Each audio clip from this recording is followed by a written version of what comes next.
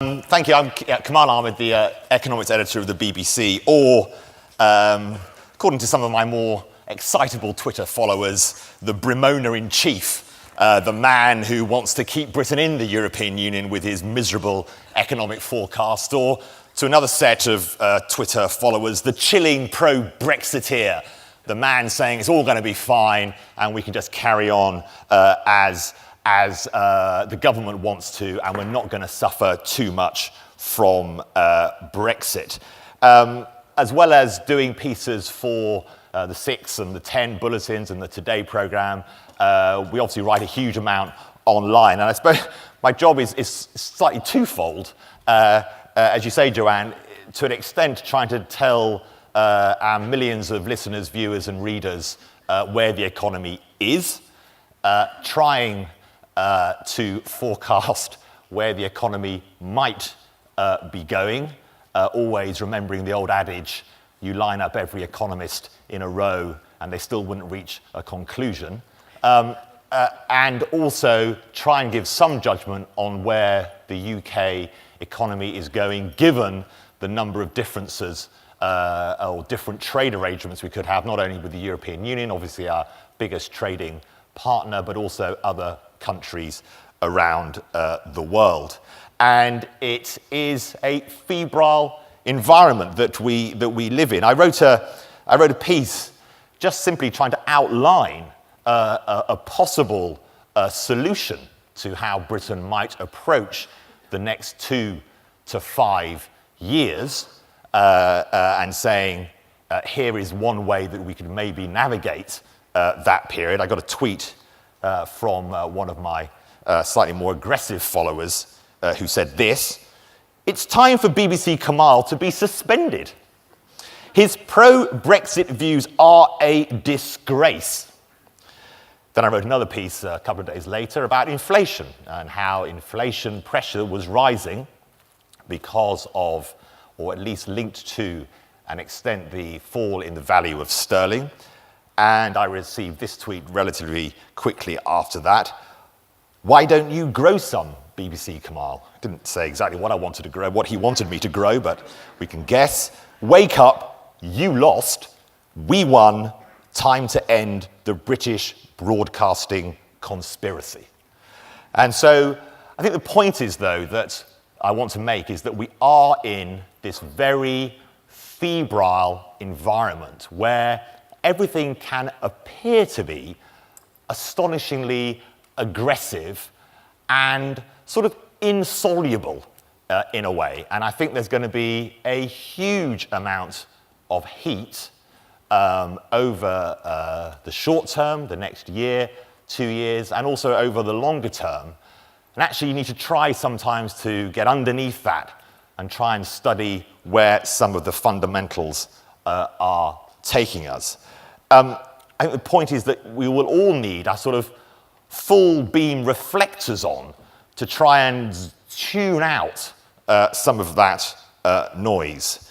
Philip Hammond interestingly said yesterday had said that some of the assumptions put in the Treasury forecasts pre the referendum, 2 big Treasury forecasts, one published in April, which suggested all the models that Britain could have post a referendum which voted for Brexit would be negative for the economy. That was the long-term economic impact, the one that led to the famous claim that households in 2030 would be £4,300 a year worse off than if Britain had stayed in the European Union. And then the short-term analysis a month later, which suggested that unemployment could increase by 500,000 if we voted to leave the European Union. Not at the moment of leaving the European Union, just voting to leave the European Union. And Philip Hammond said yesterday, and I think what was a significant step away from those forecasts, said that some of those assumptions were now invalid.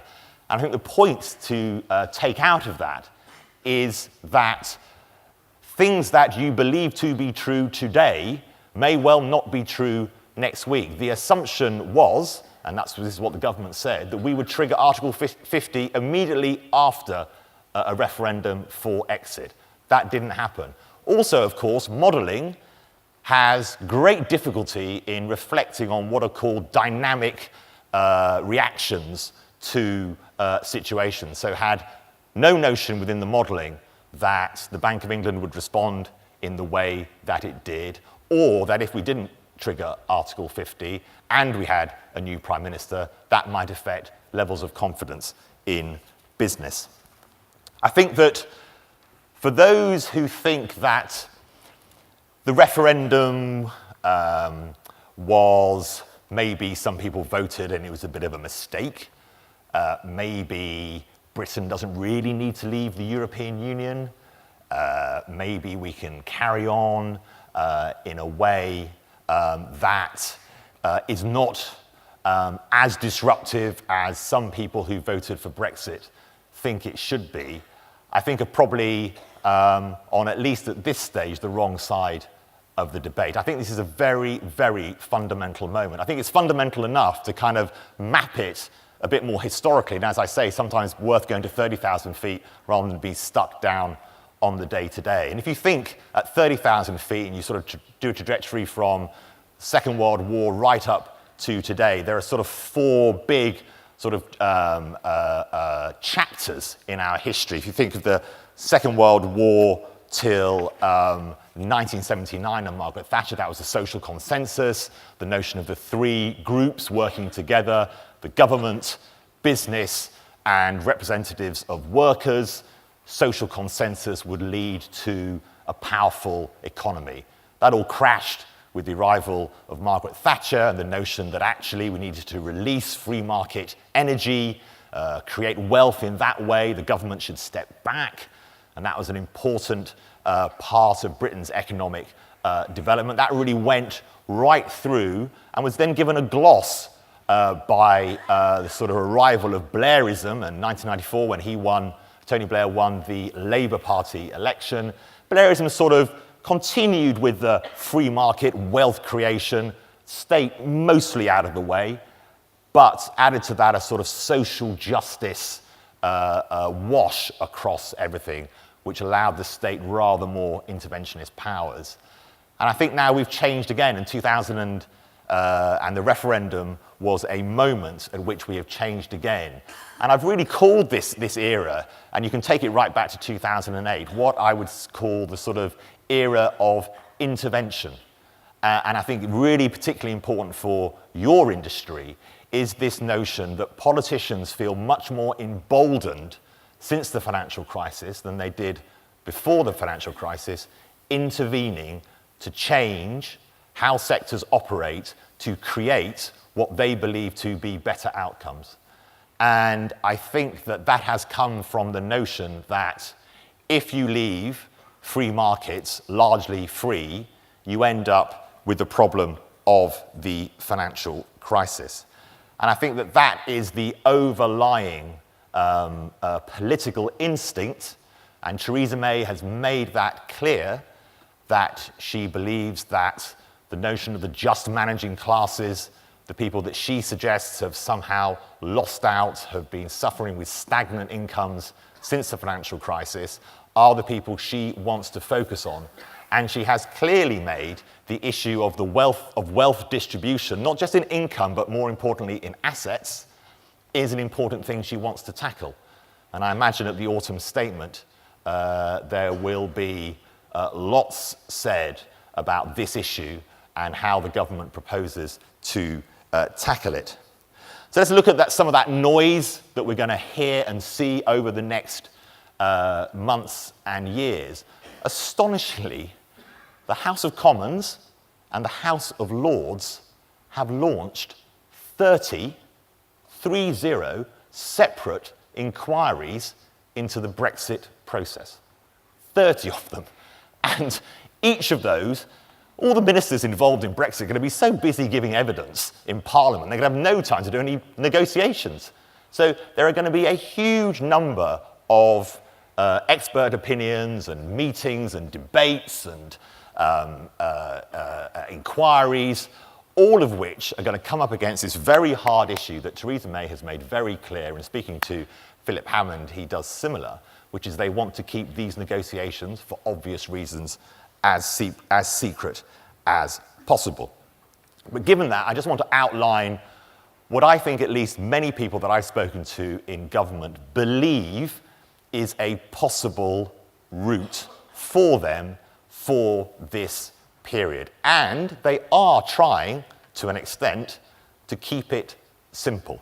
And it goes like this, what I've called I don't know why I called it this, because it's very difficult to say on the 10 o'clock news, the 3-stage Brexit exit. I need to be able to say that more easily on air. But anyway, that's what I've called it.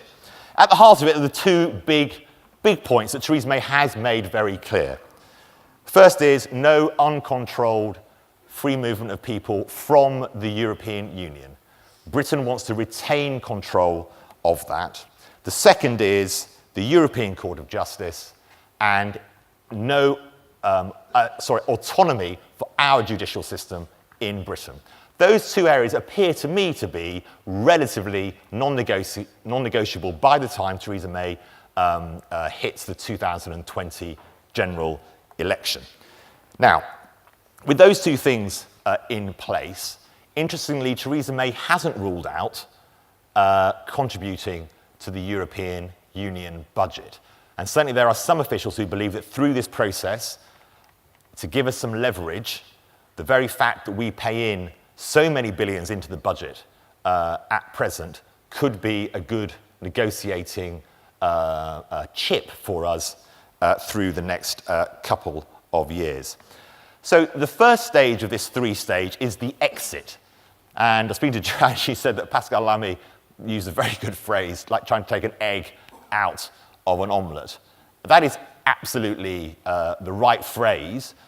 But the thing about the UK government, and it's interesting, Theresa May's at her first Brussels summit today with all the other leaders, is that for lots of Europe, Britain has been a bit of a break. It's been a bit of a smelly egg in that omelette.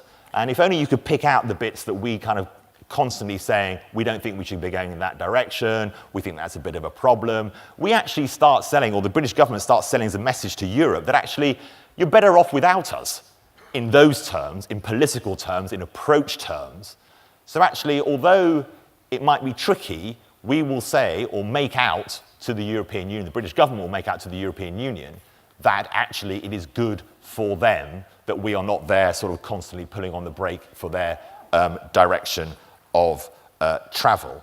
So the first stage is getting out, and that's going to be obviously David Davis and the Department for the Exit from the European Union. That will be his job, how to unravel all the legal, all the regulatory, all the tax, all the relationships we've built up over 40 years.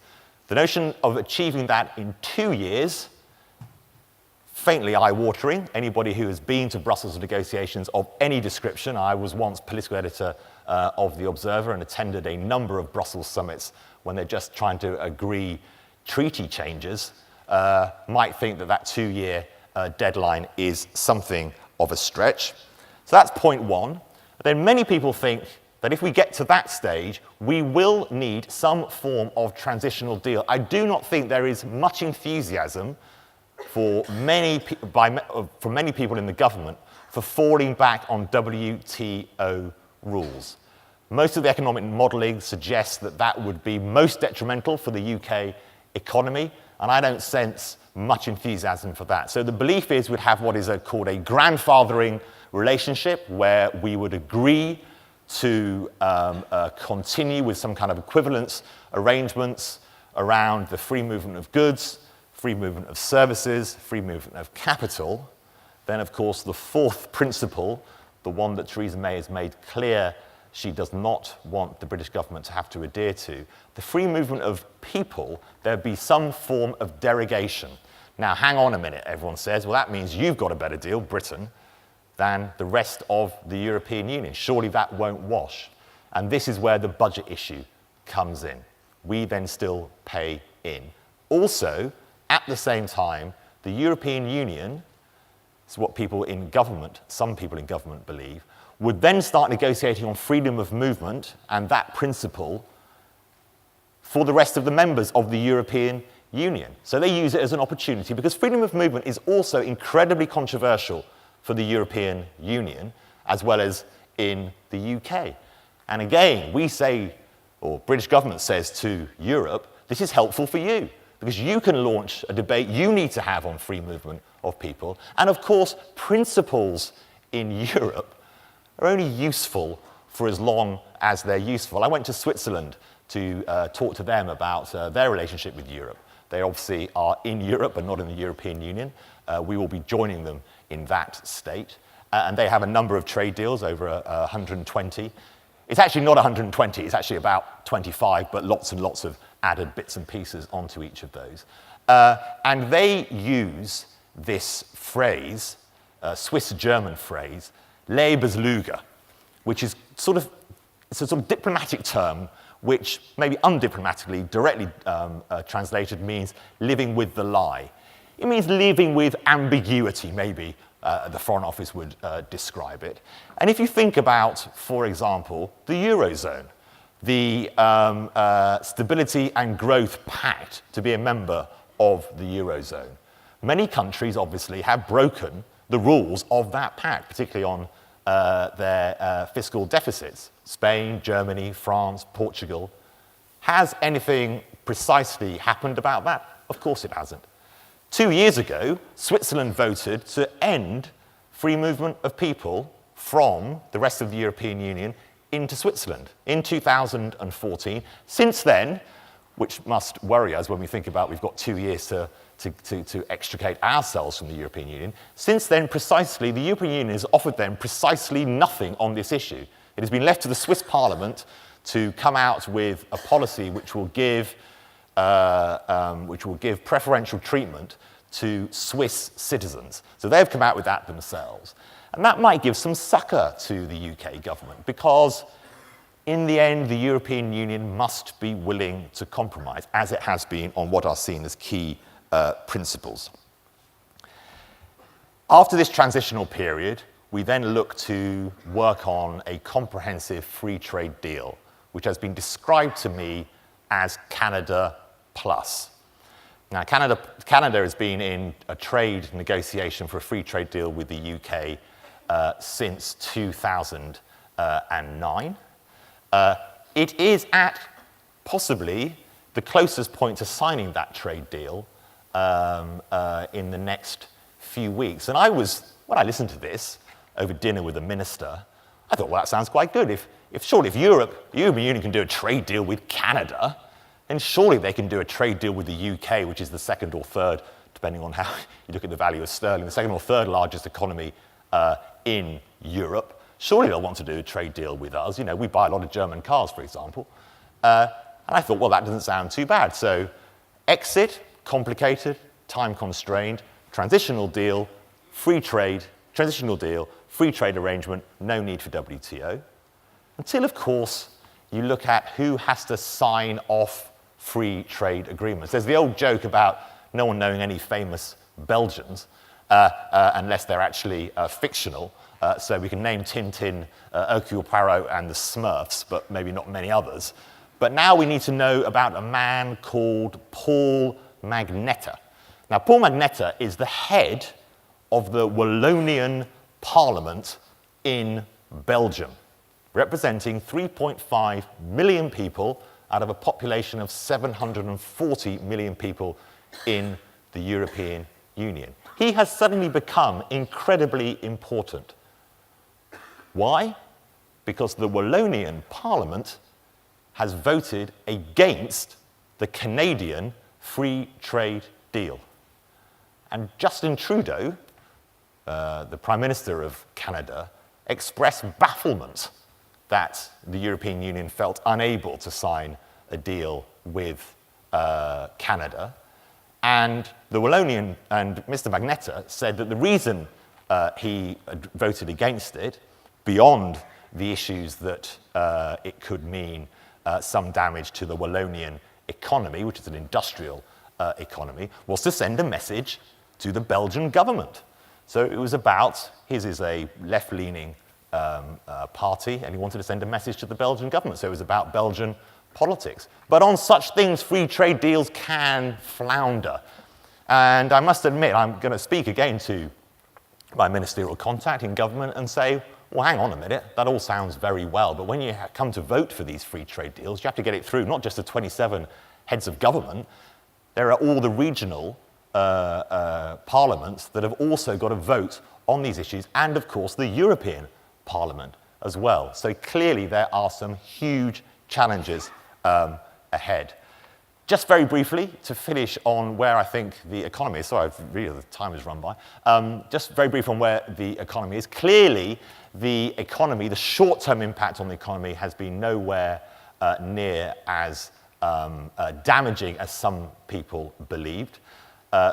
Philip Hammond spoke about this fiscal reset, which ran away, I think, a bit in terms of its analysis and the notion that he was going to suddenly spill out all this money and change the borrowing requirements of the government.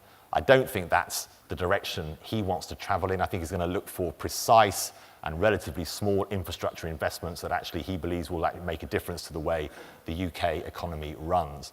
But let's not forget, we have seen increasing government borrowing costs as yields start to rise on particularly 10-year gilts. A lot of that, of course, is about inflation expectation rather than actual concern about the government's ability to fund itself. But I think that by the time you come to the autumn statement, there will be slightly less concern about economic growth and slightly more concern about market trust that the government will continue on the route set out initially by George Osborne and continue to aim over a longer period, because growth next year is forecast to be lower, will continue with a process towards balancing the budget for the UK.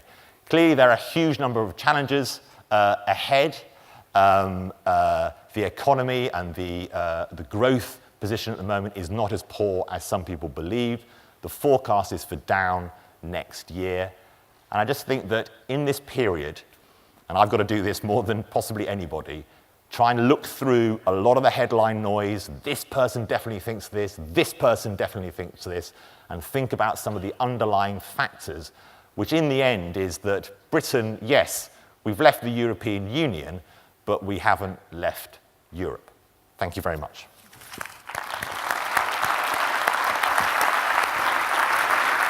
Well, we've got a couple of minutes for questions, if there are questions to Kamal. And right down in the front row, Robert in the front row, Joe. If you could let us, I can see who you are, Robert.